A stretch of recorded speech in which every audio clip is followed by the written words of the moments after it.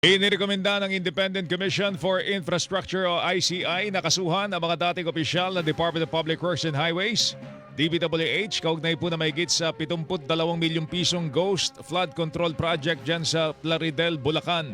Sa ikatlong interim report ng komisyon na inihain naman sa Office of the Ombudsman, kasama sa mga pinakakasuhan sina dating DPWH Secretary Manuel Bonoan, dating DPWH Undersecretaries Roberto Bernardo at Maria Catalina Cabral, dating District Engineer Henry Alcantara, dating Assistant Engineer Bryce Hernandez, dating Construction Chief JP Mendoza at 5 pang engineer ng Bulacan 1st District Engineering Office.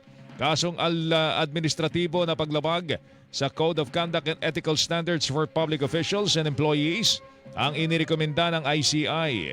Sa investigasyon ng Commission on Audit, hindi na itayo ang proyekto pero naisyuhan ng Certificate of Completion noong May 2025 at nabayaran ng buo. Kaugnay kay Bonoan, sinabi ho ng ICI na may control at supervision po ito bilang kalihim pero kanya itong tinalikuran.